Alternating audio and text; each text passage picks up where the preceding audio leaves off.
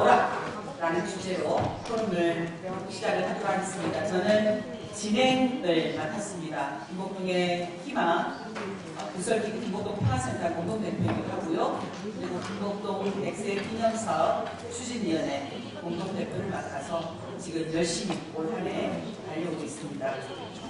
먼저 제가 오늘 시작을 낼 텐데요. 시작하는 발표로 인권평화운동가 김복동에 대해서 먼저 짧게 기조 발표라고 해야 될까요?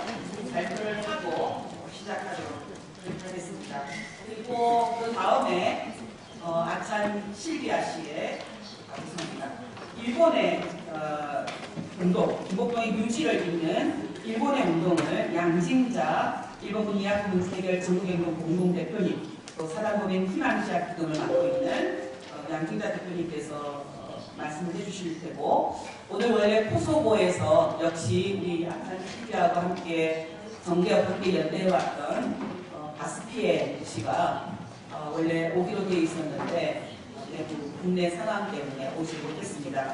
그래서 사실 오늘 영상으로 함께 하기로 했는데 시간차가 맞지 않아서 오늘 코소보의 활동은 자료로 대신해 하셨고, 코소보에서도 코소보 내전에서 성폭력 피해자들이 많이 발생했고, 그리고 그 코소보 내전에서 성폭력 피해본 여성들이 김복동 할머니를 만나고 나서 적극적으로 인권운동을 벌려왔다라는 그런 상황을 보고를 드립니다. 그리고 바스피에 씨는 직접 본인이 성폭력 생존자이면서 코소보 대통령의 특사로서 직접 성폭력 피해자들을 지원하는 활동을 하고 있습니다.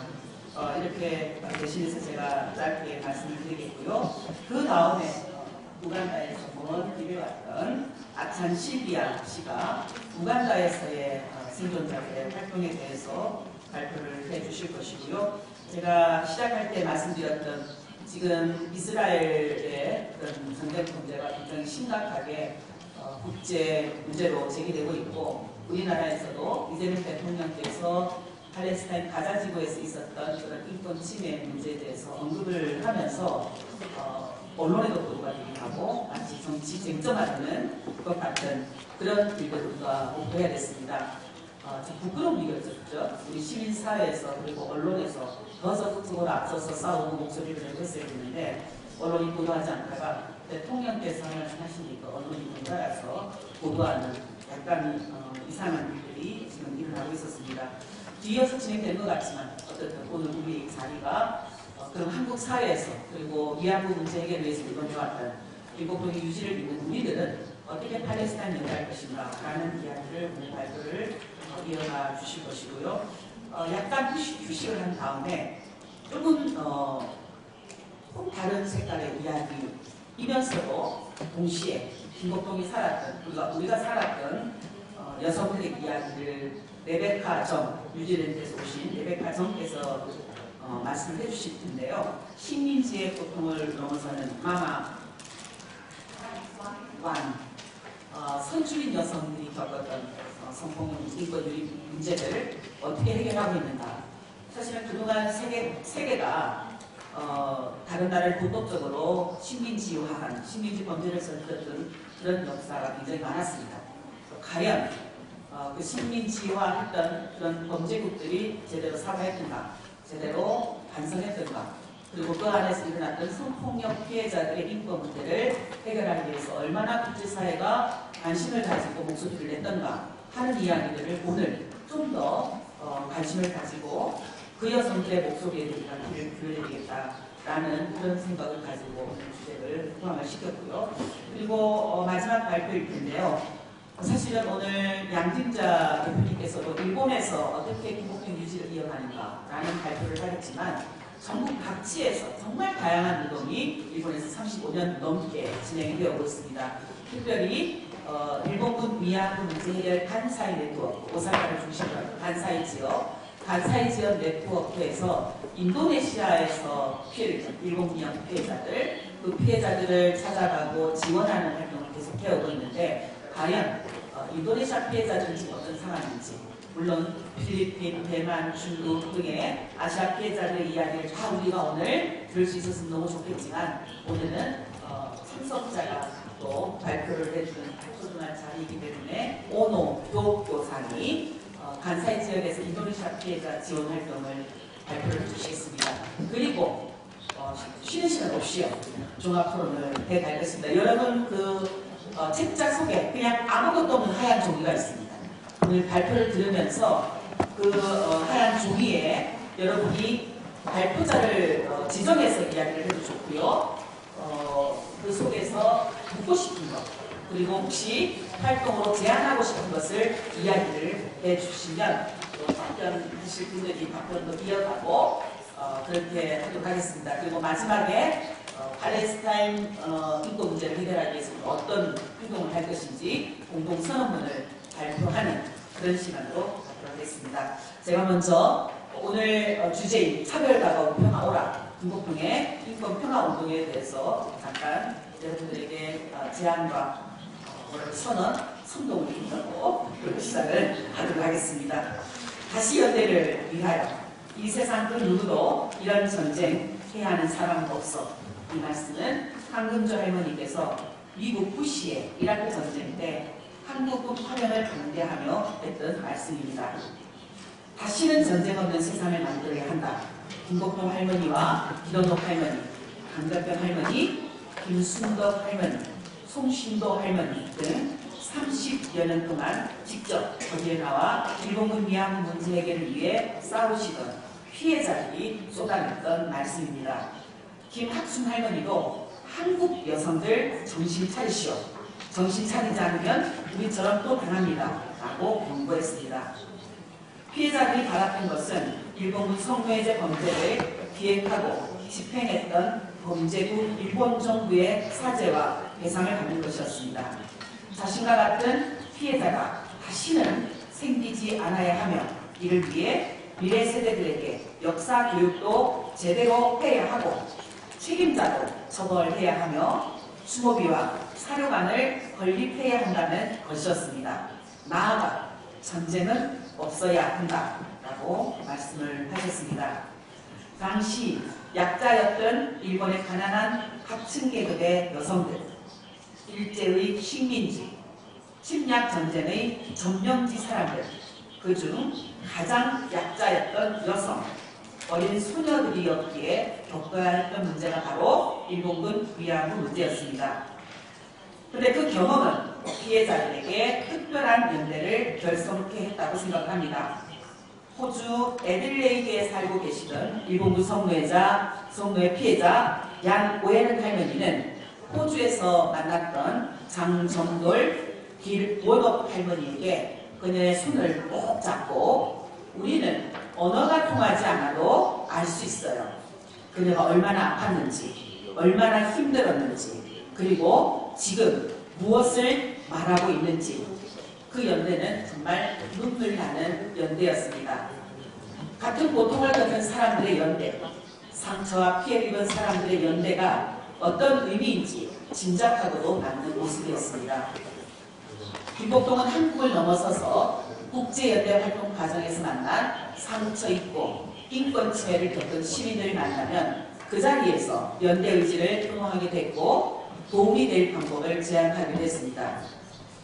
김복동의 발언이 끝나면 인권 침해 피해자가 다가와 용기 내서 자신의 피해를 말하겠다 다짐하는 모습을 보이기도 하고 김복동 할머니는 손을 꼭 잡아주거나 안아주며 희망을 잃지 말라고 격려하였습니다.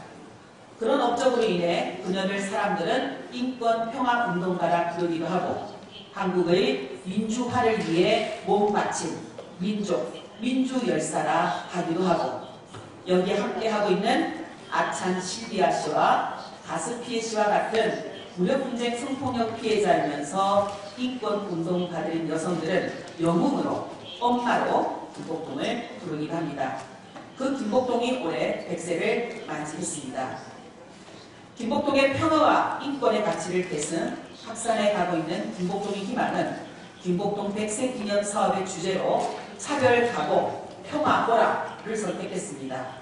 그 이유는 여전히 지금 우리가 사는 세상은 전쟁이, 학살과 성폭력이 약자들을 향해 소수민족을 향해 마치 그들의 권리 마냥 마구잡이로 진행되고 있기 때문입니다.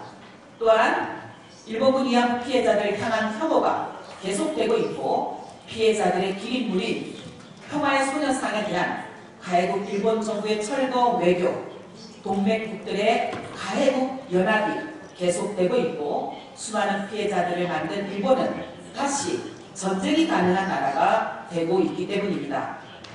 김복동과 아시아의 일본군 위안부 피해자들과 손잡았던 우리가 다시 지역을 넘나들며 세계 시민사회와 연대하여 피해자들이 꿈꿨던 세상을 만들기 위해 살아야 하기 때문입니다. 두 번째, 김복동의 생애 단락은 넘어가겠습니다.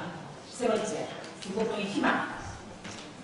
김복동 할머니가 만난 가장 어려운 상황은 2015 한일 합의였습니다.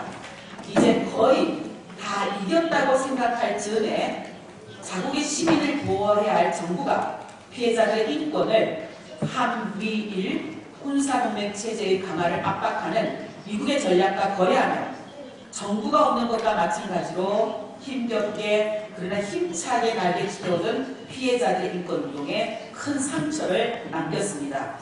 김복동은 고령의 몸으로 다시 유엔으로, 미국으로, 유럽으로 순회하며 한일 정부 간에 발표된 합의가 피해자들이 원하는 해결이 아니었다.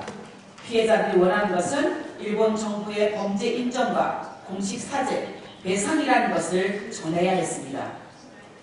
한일 정부가 끝이라고 선언한 것에 다시 희망을 피워내는 사명을 김복동은 온몸으로 살다가 마침내 2015 한일 합의의 결과로 일본 정부가 출연한 기금으로 설립된 화해치유재단이 한국 정부에 의해 해산되는 것을 보며 세상을 떠났습니다. 하지만 여전히 그 합의는 피해자들의 인권 회복에 걸림돌로 되어 있습니다. 제거해야 합니다. 그리고 아시아의 피해자들 곁에서 때로는 뒤에서 때로는 앞에서 함께 동행하며 35년의 여정에 함께왔던 우리 세계 각지의 활동가들이 지금 여기 다시 모였습니다. 여전히 차별과 전쟁이 만연한 이 세상에 전시성폭력이 인권 침해가 아니 오히려 마치 가진 자의 권리처럼 폭력이 전쟁이 자행되고 있습니다. 전시성폭력이 마치 전쟁의 전리품처럼 자행되고 있는 현실을 마주하며 새로운 연대의 날개짓을 하기 위해 다시 모였습니다. 우리 옆에서 세상의 온갖 혐오스러운 말들과 모욕적인 행동을 다 해대도 당당하고 더 힘차게 우리가 걷는 이 길 위의 삶을 포기하지 않는 우리들. 김복동에게 희망은 바로 그런 우리들이었을 것입니다. 아무리 막대한 억압과 폭력이 온다 해도 포기하지 않고 김복동의 길을 묵묵히 따라 걸을 우리들을 믿었기에 김복동은 죽음 바로 직전에 나는 희망을 잡고 산다 하셨습니다. 그는 나를 따르라 했습니다. 차별하고 평화 오라 그렇게 외치며 싸우는 우리들에게 주저하지 말고 겁내지도 말고 희망을 꽉 붙잡으라. 너희 곁에 함께 있는 동지들이 너희들이 희망이잖니? 그러니 서로 꽉 붙잡고 가자. 그렇게 우리에게 이야기하고 있다고 생각합니다. 그런 의미에서 오늘 여기에 함께 하신 팔레스타인 평화연대 활동가들, 우간다 함께하지 못했지만 코소보 내전에서 성폭력 피해를 해결하기 위해서 김복동처럼 살고 있는 실비아와 동료들, 가스 피해와 그의 동료들, 일본과 한국, 아시아, 미국, 오세아니아에서 인권과 평화를 위해 활동하고 있는 활동가들, 우리 모두는 김복동을 따라가고 있는 것이다. 그렇게 생각하시죠, 여러분? 네. 함께 했으면 좋겠습니다. 제가 한번 따라 해볼까요? 나는 희망을 잡고 산다. 나를 따라. 네, 제 발제를 이어서 지금 양진장 일본군 위안부 문제해결 청구대국 대표님께서 그럼 일본에서는 이 김복동의 희망을 어떻게 실천해 가고 있는가 힘찬 발표를 해주시겠습니다. 여러분 힘찬 박수 부탁드립니다. 예, 안녕하세요. 저도 아까 그 수상하신 김수도님과 똑같이 제일 조선인 2세이기 때문에 사실은 일본말로 발표하는 것이 훨씬 쉽기는 합니다. 하지만 오늘 그 영상을 기록을 남긴다고 해서 좀 한국말로 발표를 하도록 하겠습니다. 저도 불편하고 듣는 여러분도 약간 불편하실 수는 있는데 끝까지 또 바라겠습니다. 자, 오늘 저에게 주어진 과제는 주로 1. 각국 피해자를 지원하는 일본의 운동 보고를 통해서 각국 생존자들의 현황을 전달하는 것, 이것이 하나입니다. 또 하나는 김복동 장학금 10주년을 맞이하여 김복동 장학생들의 현황을 보고하는 것, 이 두 가지 과제를 제가 맡게 되었습니다. 그리고 거기에다가 마지막으로 세 세대들에게 이어져 가고 있는 일본의 운동에 대해서 아주 간단하게 소개하고자 합니다. 좀 길게 보고서를 냈는데 줄여서 발표를 하기 때문에 여러분들께서는 자료지 한국어는 26페이지, 일어는 62페이지, 영어는 118페이지를 참조해 주셨으면 좋겠습니다. 자, 각국 생존자를 지원하는 일본의 운동은 1990년대에 시작된 일본 내 법정 투쟁을 지원하는 형태로 시작되었습니다. 가해국 시민으로서의 강한 책임감에서 비롯된 운동이 현재까지 이어지고 있다고 할 수 있겠습니다. 일본 법원에서 진행된 재판은 보시다시피 10건입니다. 보시다시피 나와있죠? 보시다시피 10건입니다. 이 중 필리핀, 중국, 대만에 대해서 간단하게 보고 소송을 제기하지 않은 동티모르와 인도네시아에 대해서 보고하도록 하겠습니다. 먼저 필리핀의 경우 네리아 산초와 인다이 사호이라는 이 두 여성이 중심이 되어서 운동이 시작되었습니다. 1991년 12월 서울에서 개최된 아시아 여성 임신매매 문제 회의에서 한국 여성들이 위안부 문제에 대해서 제기한 것이 그 계기가 되었습니다. 네리아와 인다이는 이 회의의 주최자였는데 91년 12월이라 하면 바로 김학승 할머니가 도쿄지법에 소송을 제기했던 그때였습니다. 그래서 한국 여성들이 이 회의에 가서 고소를 하게 되었는데 그것을 들은 이 두 여성은 필리핀으로 돌아가 92년 7월에 약칭을 태스크포스라고 하는 조직을 결성하고 라디오를 통해서 피해자들에게 나서달라고 호소했습니다. 이 방송을 들은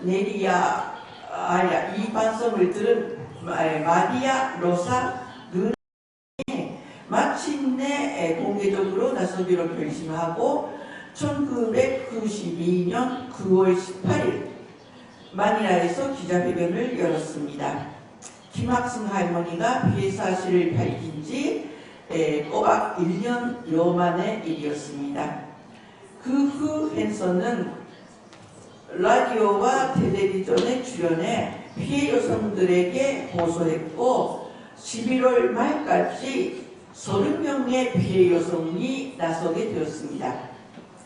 태스크포스는 김학승 할머니 재판의 변호사를 필리핀에 초청하고 태스크포스와 일본 변호인들에 의한 현지 조사가 몇 차례 이루어진 후 1993년 4월 2일 헨슨님 등 18명이 소송을 제기했습니다. 이후 같은 해 9월 20일에 28명이 추가로 소송을 제기하여 총 46명의 원고가 참여한 필리핀 소송이 도쿄 지법에서 시작되었습니다. 태스크포스는 피해자들과 함께하는 운동단체로 발전 해체하게 되었고 1994년 5월 16일 릴라 필리피나, 이것은 필리핀 할머니 연맹이라는 뜻입니다. 이 릴라 필리피나가 출범했습니다.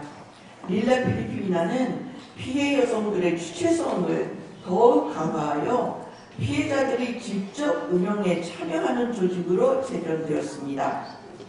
필리핀에서는 할머니를 로라라고 부르는데 이 사진은 로라들이 릴라 필리피나 총회를 열고 있는 모습입니다. 보이세요? 저 때문에 안 보이는 거 아니에요? 보여요? 어? 예.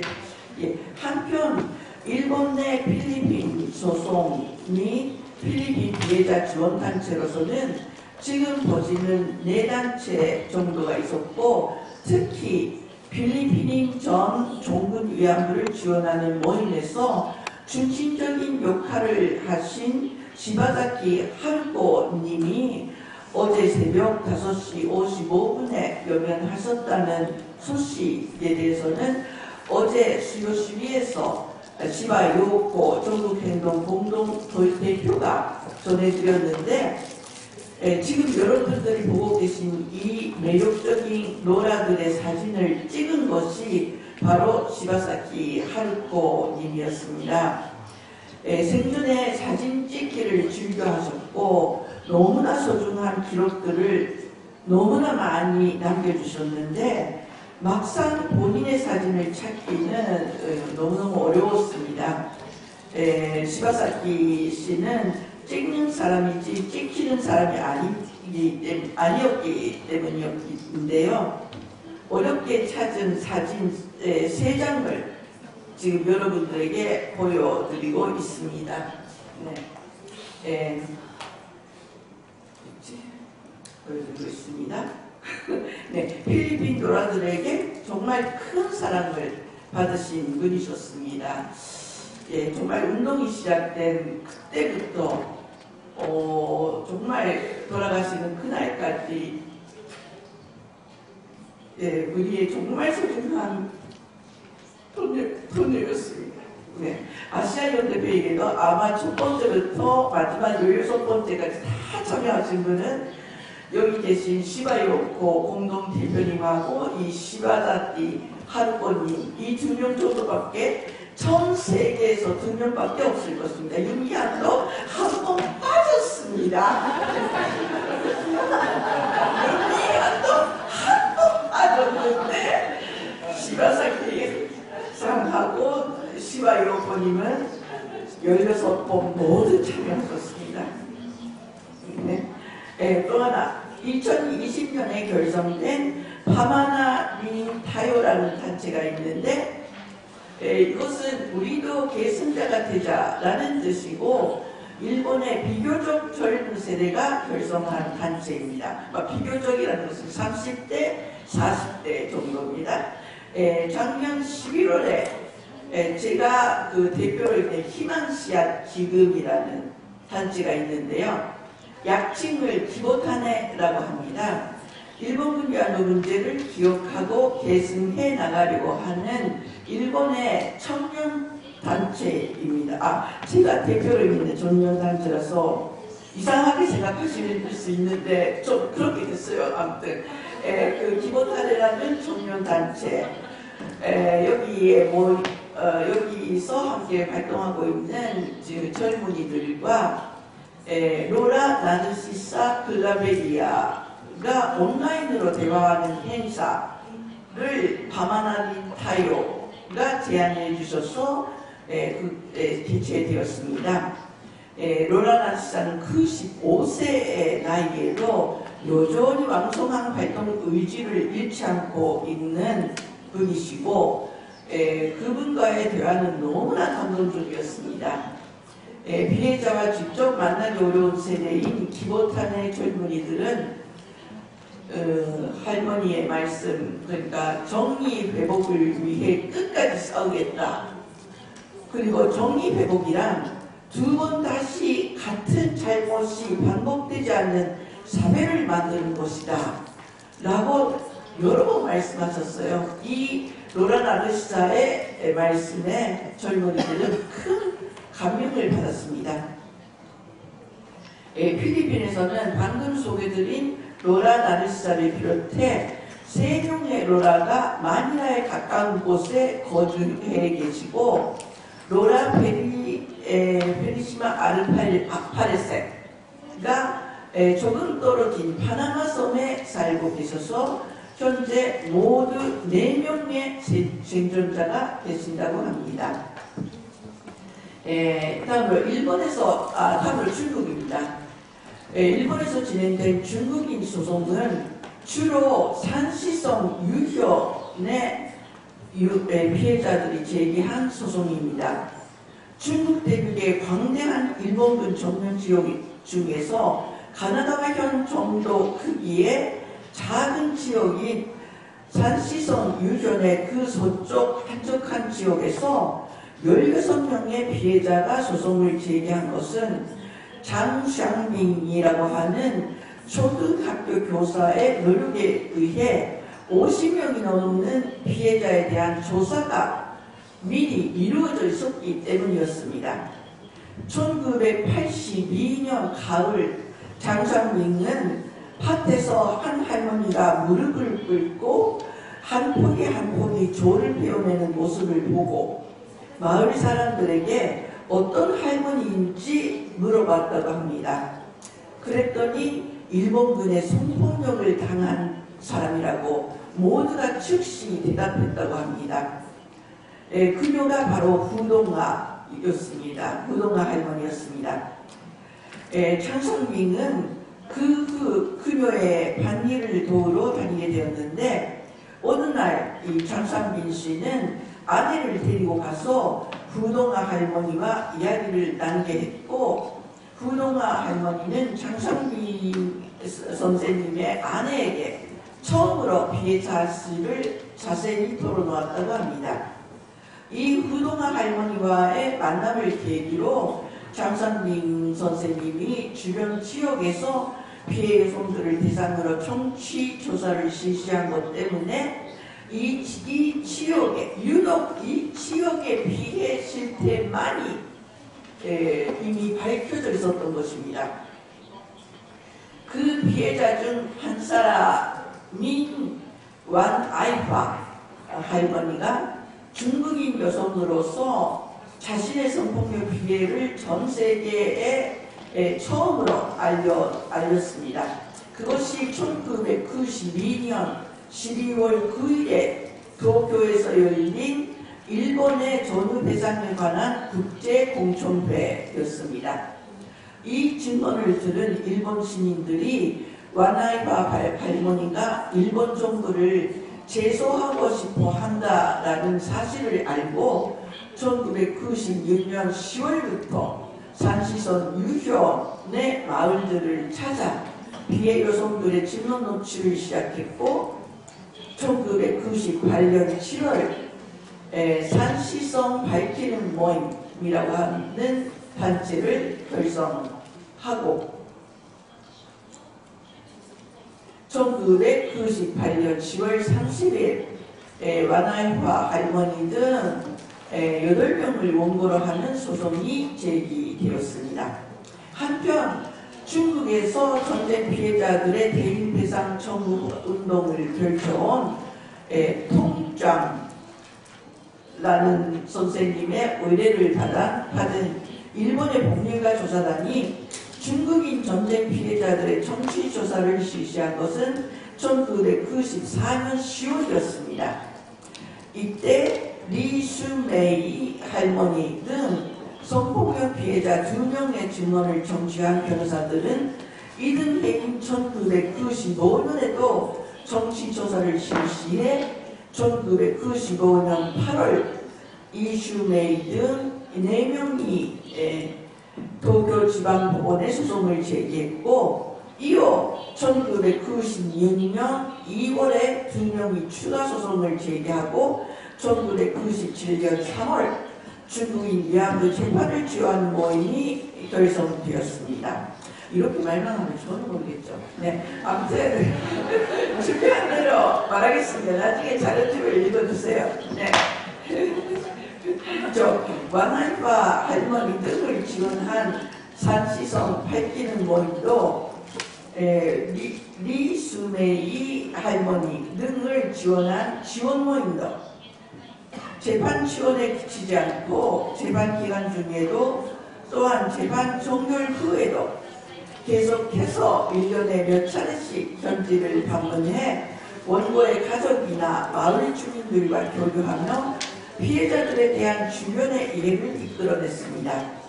애초에 외국인의 출입이 금지된 구역에 1년에 몇 차례씩 들어가는 것 자체가 어려운 일이었지만 그들은 그 길을 개척해냈습니다.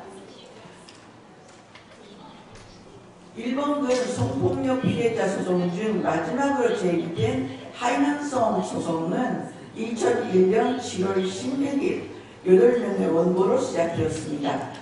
지원단체인 하이난네트가 결성된 것은 그로부터 3년 7개월 후인 2005년 2월 16일 제8회 구두변론 때였는데 그 특징은 학생을 중심으로 한 청년들에 의한 재판 지원 운동이었다는 점입니다.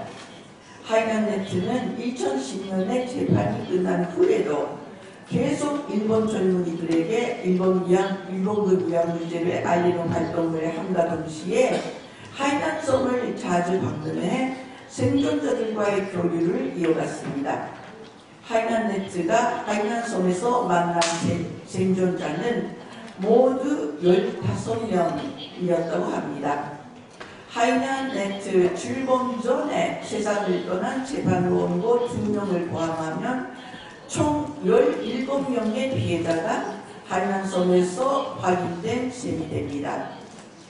2023년 11월 9일 이 리메이진 할머니가 세상을 떠나면서 하이난섬에도 생존자가 더 이상 없게 되었습니다. 재판 지원단은 별도로 중국의 피해 여성 80명에 대한 지원을 이어간 개인도 있었는데 이 부분은 자료집을 참조해 주십시오. 이분의 경우에도 2022년에 마지막 지원 대상이었던 하이난섬의 첸렌춘 할머니가 세상을 떠남에 따라 2023년에 활동을 종료하였다고 합니다. 이처럼 소송 원고들이 모두 세상을 떠나고 그 밖에도 생존이 확인된 피해자들은 모두 세상을 떠났지만 2024년 4월에는 산시성 피해자들의 딸들을 중심으로 일본군의 성폭력을 중국 법원에 제소하려는 움직임이 나타났습니다. 이는 주권 면제를 극복하고 일본 정부를 상대로 소송을 제기해 승소한 한국의 피해자와 유가족들의 투쟁에서 영감을 얻어 시작된 새로운 운동이었습니다. 중국에서는 이 소송이 법원에서 접수되지 않았지만 위안부 문제를 다음 세대가 이어가겠다는 결의의 표현이었다라고 할 수 있겠습니다. 다음 대만입니다. 대만에서는 1987년에 결성된 푸녀 구원사회 복리사업 기금회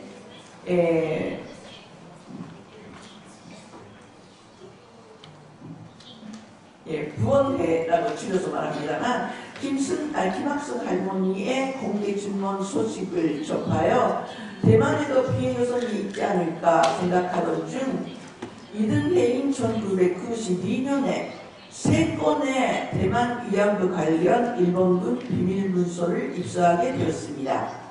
이에 대만에도 위안부 피해자가 존재한다고 확신한 부원회는 같은 해 2월에 한라인을 개설하고 3월에는 정부가 설치한 조사 그룹의 일원이 되어 6월에는 58명의 피해자가 발견되었다고 하는 조사 보고서를 발표했습니다.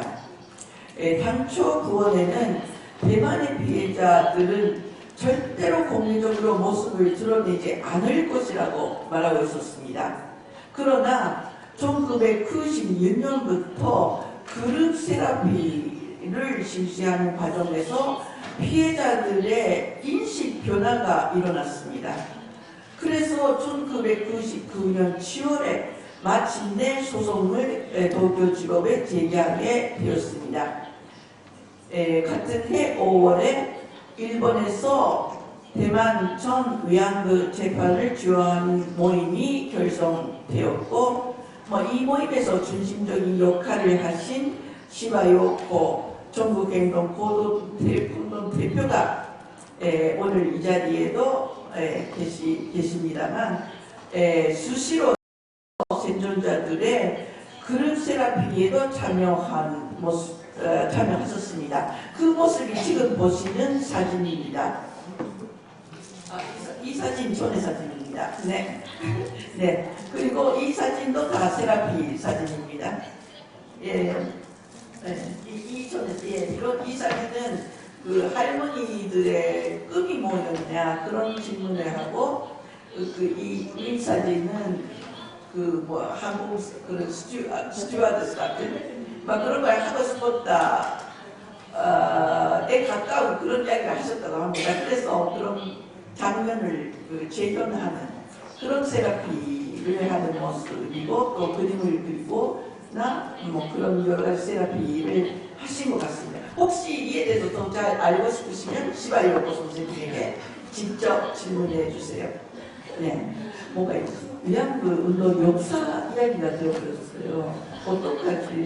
네, 빨리 해야 됩니다. 네.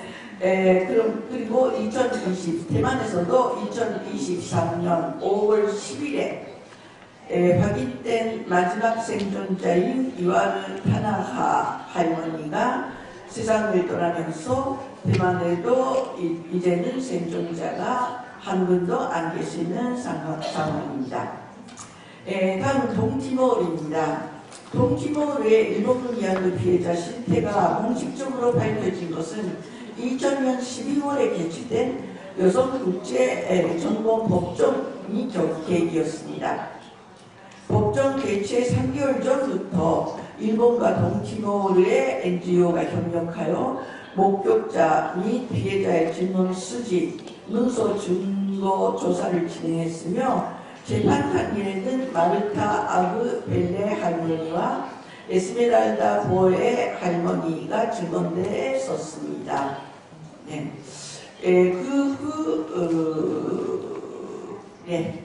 그래서 동티모르에서 피해를 공개한 피해자는 모두 20명이었는데, 현재 생존자는 이네스 마갈리스 한 분이 되었습니다. 다음에 인도네시아인데, 인도네시아에 대해서는 자료집을 참조해 주시면 좋겠습니다. 그리고 오늘 이 자리에 인도네시아 지원 활동을 하고 계신 오노 교코 씨, 그리고 마츠무라 노리코 씨가 와 계시기 때문에 이따 직접 보고를 듣도록 하겠습니다. 다만 남슬라웨시 지역을 조사하고 있는 스즈키 타카시 씨에 따르면 현재 남슬라웨시의 생존에 계신 피해자는 2025년 8월 현재로 18명이라는 연락이 현지에서 있었다고 합니다. 그리고 그 외에 스즈키 씨 자신이 당시에 확인했었던 5명이 있기 때문에 총 23명이 2025년 8월 현재 생존에 있었다고 할 수 있겠습니다. 남슬라웨시 생존자에 대해서는 추가 조사가 지금도 계속되고 있고, 올해 6월도 조사가 실시될 예정이라고 합니다. 열심히 달렸는데 35년의 역사를 다 풀어놓은 것도 아닌데요. 정말 기나긴 세월이었습니다. 자, 다음으로 또 하나의 지난해 저에게 주어진 과제 10주년을 맞이한 김복동 장학금에 대해서입니다. 이 부분은 좀 짤막하게 빼면서 하겠습니다. 죄송합니다. 일본에 있는 조선학교 학생들에게 장학금을 주고 싶다. 조선학교에 다니는 아이들이 이국 땅에서도 차별에 굴하지 않고 당당하게 살아갈 수 있도록 돕고 싶다. 라는 김복동 할머니의 확고한 의지를 이어받아 설립된 김복동의 희망은 2017년부터 2026년까지 10년간 매년 장학생을 모집하여 상환할 필요가 없는 장학금을 수요해 왔습니다. 그 인원은 이와 같습니다. 일본에서는 2010년부터 고등학교 무상화 제도가 실시되었지만 유일하게 조선학교만 이 제도에서 폐지되었습니다. 한편 2012년에 방일 당시 처음으로 오사카 이쿠노의 조선학교를 방문하신 김복동 할머니는 그 후에도 일본을 방문할 때마다 조선학교를 찾아가 조선학교 아이들을 위해 선물을 보내고 남은 재산을 모두 기부해 장학금을 만나고 싶다고 말씀하셨습니다. 이에 우선 고등학교 무상화에서 배제된 조선학교 고급과 학생들에게 장학금을 지급하기로 하고 2018년에는 김복동의 희망이 정식으로 결성되었습니다. 그때 김복동 할머니가 하신 말씀이 희망을 잡고 살자, 나는 희망을 잡고 살아, 나를 따라 라는 말씀이셨습니다. 초기에는 조선학교 측의 협조를 얻지 못해서 모집 인원에 미달하는 상태가 계속되었지만 김복동의 희망은 끈질기게 조선학교 측의 설명과 설득을 하는 한편 학부모들에게도 직접 정보를 보내는 방법을 동원하여 김복동 할머니의 고귀한 뜻을 알리고자 노력을 계속했습니다. 그 결과 점차 인원도 늘어나고 지역도 확대되어 왔음을 이 표를 보시면 알 수 있을 것입니다. 그러나 일본에 있는 10개 조선학교 고급부 중 4곳, 홋카이도, 가나가와, 이바라키, 큐슈에서는 아직 한 명도 장학금을 받은 실적이 없어서 이러한 지역에도 김복동 할머니의 뜻을 전달하는 것이 향후 과제라고 할 수 있겠습니다.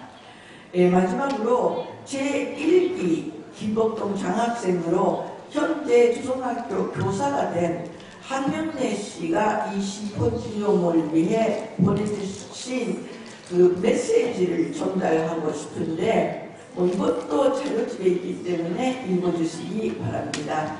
이 메시지에 언급된 것처럼 한명래 씨는 김복동 할머니에 대해서 고찰한 논문을 조선대학교 졸업논문으로 작성하였습니다. 그 논문의 결론 부분에 대해서도 자료집에 옮겨놓았기 때문에 참조해 주셨으면 좋겠습니다. 마지막으로 끈질기게 계속되는 일본의 운동에 대해서 아주 간단하게 말씀드리겠습니다. 1990년대 초반에 시작된 일본의 운동은 현재도 다양한 형태로 끈질기게 계속되고 있습니다. 홋카이도, 도쿄, 오사카, 고베, 히로시마 등에서 정기적인 수요 시위가 개최되고 있으며 기리밀 행사를 비롯한 각종 집회 그리고 영파, 김복동 상용회 등이 전개되고 있습니다. 특히 일본의 젊은 세대에게 운동이 계승되고 있다는 점을 마지막으로 소개하고자 합니다. 2017년 6월에 발족한 희망씨앗 기금, 일본에서는 이것을 기보타네라고 합니다. 기보타네는 당초 젊은이들에게 일본을 위한 문제를 알리는 것을 목적으로 결성했습니다. 제가 대표로 결성했는데요. 이 사진 보시면, 뒷모습 보시면 아시죠? 처음 결성 집회 때 모인 분들은 다들 머리가 하얗거나 아주 모자라거나 이 사진 그 당시 위안부 문제라고 하면 이 연령대 사람밖에 안 모이는 게 일본의 상식이었어요. 젊은이는 위안부 문제 당시 전혀 관심을 가지지 않았습니다. 집회를 하면 늘 이런 모습이었어요. 그것이 다음 사진 보시면 지금은 이렇게 이거 제 자랑인데요.